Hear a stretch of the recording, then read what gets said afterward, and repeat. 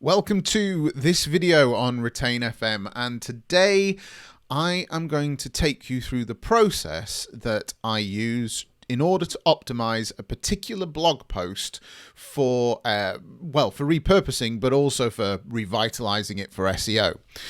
Now, this is a process that we do have to go through a number of times. It makes part of our process for the on-page pathway at SEOHive, and it's also a great process to go through if you've got an old blog post that you maybe wrote a few years ago and you're wanting to revitalize it and optimize it for some keywords, maybe help boost it up that traffic funnel for you as you drive traffic to your website. So what I thought I would do is I'm going to share with you this screen. Now, this is a blog post that I wrote back in January 2018. So it's now it's approaching 3 years old, and it's performed quite well. I did have this link to a lead magnet, but I've since removed that, and I changed my lead magnet to something else about SEOing any web page. But what I'm going to do is take this blog post and then talk you through the process that I would go through with the tools that I would use in order to do this. I have substituted out actually one of the tools just because there's a free version available, which I thought would be helpful for you. So this is the page. How hard is link building? This is the blog post. The first thing I would do is I would then go and run it through Site Checker Pro. Now, one of the reasons I like Site Checker Pro is that the free version, this is one of the tools that I've switched out. The free version allows you to crawl individual URLs. So there's a number of tools out there, and if you put in a blog post, for example, it will scrap the end of the slug and it will just do the homepage at the top level domain. Whilst that's fine and allows you to demonstrate how the tools work, in this instance, that's not going to help us all that much because we need to crawl a specific page. So I would go through and I would optimize, I'd run the crawler. It then gives me essentially a health check. As you can see, I need a bit of work on my page score here. It's only 40%. There's only one critical error, however, which is to do with mobile page speed insights, which only has a score of 18. Need to address that. And then there's 4 warnings. So need to sort out a robot.txt file, a couple of internal links. They're fine because they're redirects for group URLs. That's not a problem. And the desktop's page speed insights needs a bit of a boost. As you can see, this website, it's kind of a house for a few things, but it doesn't. It needs a bit of work and tidying up. It's fallen subject to the agency issue of your own stuff comes to the bottom of the pile. So then this tool also gives us information about content optimization. So the title's a good length. That's the meta title. The description is a good length. It's all the keywords are placed in the right places, so the right number of H1 tags, all of that kind of stuff. So basically, I would then work through this report and go and find things that need fixing. So here's something down here. So there is a favicon icon present, but it's the WordPress standard one, so I should really change that out. And then there's 3 images on the page. However, 2 of them have blank alt attributes and blank title tags, and actually the one that does have the alt attribute and title tag doesn't really make a lot of sense. So I'd go and fix those things. Kind of canonical links, fine. Link tag, robot.txt file needs configuring. Yeah, okay. So as you can see, I'm now starting to I'm starting to work my way through and make sure that technically this web page is suitable. It's going to index well. There's nothing stopping it from indexing well in the search engines. And the key reason for that is that if I don't get this bit right first, anything else that I do try is going to be in vain. There is one other thing that I may do as well, which is on the live page that there was the date at the top. And if I'm revitalizing this post and wanting it to become evergreen, I'll probably remove the date as well, just so that it doesn't look like it's a 2-year-old post when people land on it.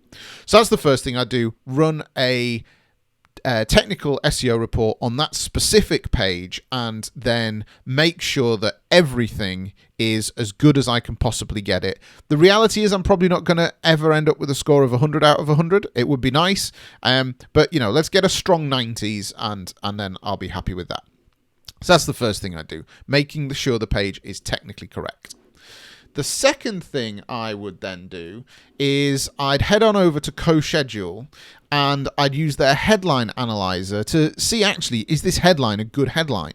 Now, I've already run the headline in, how hard is link building? It's given me a score of 62.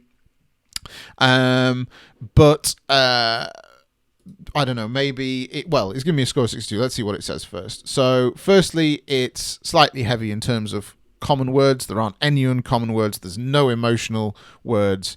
But I do have a word of hard in there, which is a power word. Okay, great. It's a question. The word count is bang on, although it could be up to 6, so I could get an extra word in there. There's no sentiment, and the character count's actually a little bit low. The skimmability, I like this one, is obviously I'm trying to optimize this post for link building. That is one of the keywords that I'm trying to improve my rankings for. So the skimmability has shown that link building then stands out as people are skimming it. So perfect.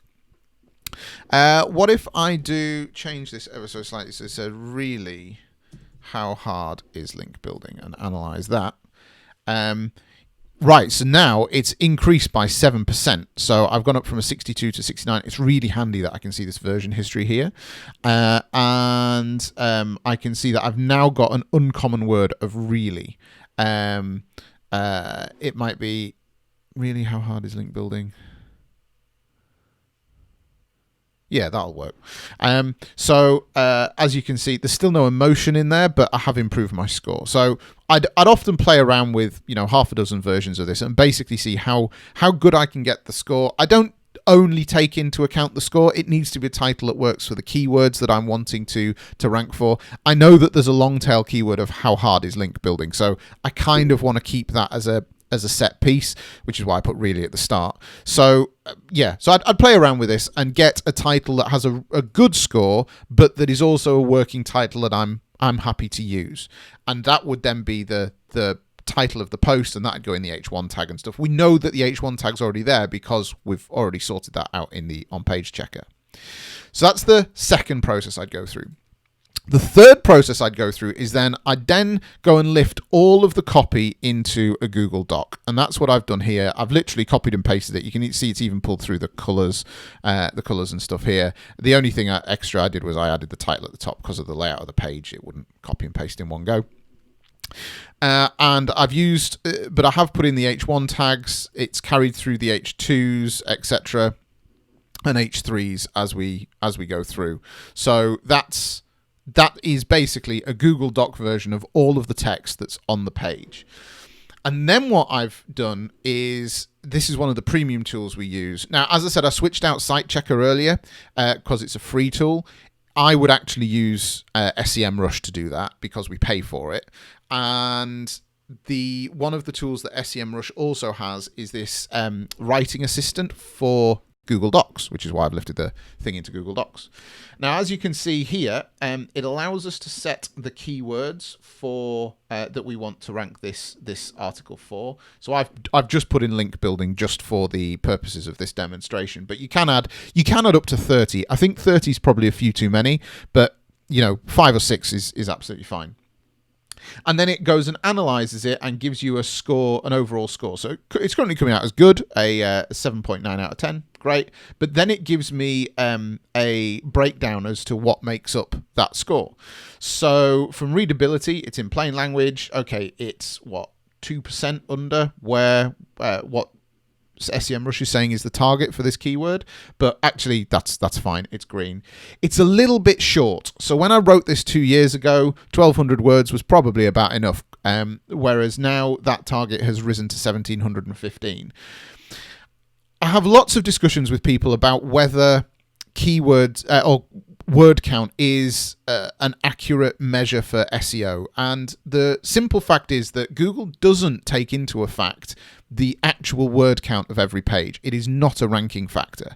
However, the thing that you do need to bear in mind is that depending on how competitive your keyword is, if you are trying to rank for a competitive keyword, and let's say the average keyword length, word count length on that term is 3,000 words, and you rock up with a 650 word article, the reality of it is that you've brought a knife to a gunfight. You're playing in the wrong ballpark. So whilst keywords, the number of word count, isn't a ranking factor, you do need to take an element of context with it based on the competition level that you're playing in. So that's why I think word counts are important. So you need to bear that in mind. So we've then got a breakdown. So this is a few SEO features that we know are kind of already there because we've lifted it over. So is the title present? Is your character length within Google limits? Yes, it is, etc., etc. Right. So content issues, splitting long paragraphs. So it's saying that some of the paragraphs are a little long, so I need to go and break those up a little bit. Rewrite hard to write sentences, and it actually gives me what those sentences are. Wow, there's a lot of them. I write long sentences. And replace too complex words. So I've got alternatively and artificially. So we can go and rewrite those. Here's the target keywords. You can see I only put the one in. Then what's really cool about this tool is it then goes and finds other keywords, common keywords that the entries that are on page one also include within their copy. So, for example, I've not included the term web page or broken link building or unnatural links. And if you look at my content, I actually have the good rules of the rules of good link building. So maybe I could just get those in there, and that would help boost my score up a little bit. I also find that this recommended keyword list is quite handy to bear in mind with other content that's on my website in order to generate some internal links back to this post. So I'm gonna go and do that. I can also download all this information. It's talking about alt attributes and link issues. I haven't pulled those in because of the way it was copied and pasted, so that's fine. And then tone of voice. I'm a little bit formal, but that's not bad. But at least I'm consistently formal, so I'm not jumping around a little bit. And it gives me some examples of what the casual sentences are. So I can either choose to then bring the formality down and rewrite the whole thing, or I can make those sentences sound a little bit more formal. Then there is the option to use a plagiarism checker. These are limited per checks per month in SEMrush, so I haven't run one. But this will then allow me to go and get a score of basically how original this content is, to make sure that nobody's stolen it from me already, but also to make sure that if when I was originally researching this, I didn't take out sentences or whatever from other websites. I didn't do that. I know I didn't, but you get the point. So I would then go and do that. So that now gives me this new piece of content on a page that I know is optimized, that I know is indexable, that it's playing to the rules of the search engines, etc., etc. Now, I could just go and copy and paste that back into that original blog, and that's it. Job done, really. The piece is optimized. And in terms of some of the services we offer, at SEOHive, for example, we don't offer repurposing services. So that's kind of as far as the service there would go. We would then ping that back to the customer and say, here you go. We'd actually ping them a link to the Google Doc to make sure they were happy with our edits. Then we'd make that live for them. And that's the process that we'd go through. But there are also so many other things that you can do when you've got this optimized piece of content. So the first thing is, I've got a list here of 8 or 9 of them, just as ideas. So the first one is that actually it might be better to not update that post, but create a brand new one, and maybe change the title to how link building is changing for 2021. So I haven't run this through the headlines analyzer yet, but let's go do that just for argument's sake. Okay, so that one is not as great as really how hard is link building. And it's not only that, but it's dropped the uncommon and emotional words. And if I come down here, it's now, if you see link building, which is one of the terms that I wanted to rank for, is now buried within one of the skimmable elements. And the other skimmable element is changing for 2021. And that's not something that I want to rank for. So maybe that's not a great example title, but it gives you an idea.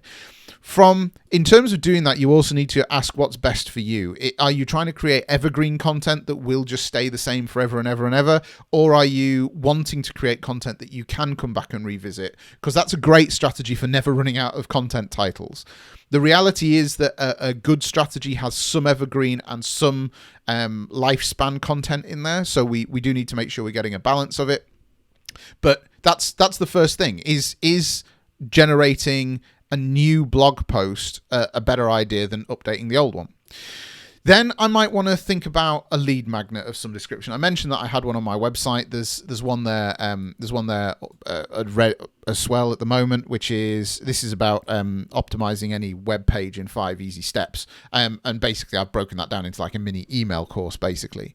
So But we do need to change our lead magnets from time to time. If link building is something that I want to start sort of putting filling those kind of customers into my marketing funnel, then a great way of doing it. So create a PDF, put a form on your website in a pop-up or something somewhere, and use something like ConvertKit or Drip or not Campaign Monitor, MailChimp even, if you wanted to send out that PDF, and then you're in the position to start writing a marketing sequence off the back of that. I would recommend, if you're doing something like a lead magnet, which is the top 6 do's and don'ts of link building, that actually the first email says, hey, here's your PDF, and then you could write another 6 emails unpacking each one of those six do's and don'ts and why they're important, and giving some additional value that way, and then maybe have some kind of conversion email at the other end. So what do you want the lead to do to actually become a lead? Do you want them to book a discovery call? Do you want them to fill out maybe a questionnaire or a survey so that you can determine whether they're a good fit for your business, whatever it might be? We then have social posts. So there's 6 tips in here, 3 do's, 3 don'ts. There's a dead easy 6 social posts. We can make those into graphics. We can do a short video on them. We can do whatever. We can make 6 social posts out of it. Easy. I could make a podcast episode entitled Exactly How Hard is Link Building? Well, for me, that's maybe slightly easier because I have a podcast. Likewise, the next option is a YouTube video with the same title. If you've already got a YouTube channel, then that might be slightly easier. But there's nothing stopping you actually just create an episode, create an audio download and put it on your website in a little audio player if that's the first thing you want to do. However you want to do it, even if you don't have the infrastructure in place, there's always a way that you can start if that means then repurposing it at a later date. You could make it into a slide deck with a little audio voiceover. So I've forgotten the name of the platform now, the SlideShare that is on LinkedIn. So if this is something that maybe attracts to more of a corporate audience, LinkedIn's a great place to put that kind of content. So use one of the tools that's available there. We could make it into an infographic. So white hat link building rules, for example, and I'd get one of our designers to work something up, lifting some of the text out, maybe putting it in as a little roadmap or a journey through there. Maybe you could also do it so that the infographic could be broken into squares and then they could become posts on Instagram, for example. So there's lots of different ways of doing that. Of course, I haven't put on here doing a live stream. I could have done this video as a live stream. But yeah, we could have done a live. Or you could then look to see if you can source a guest posting opportunity somewhere under the topic of why link building is still important and how to do it safely, for example. So there's a whole load of repurposing options. I hope you found this video useful. I'd be delighted to answer any questions that you've got in the comments below, or if you want to subscribe to this channel, then I'd be delighted to have you on this journey. And if there's any other things I can help you with, please feel free to either drop them in the comments or ping me an email or join the Facebook group or something, and we will I'll strive to help making content that will help you. I look forward to seeing you next time.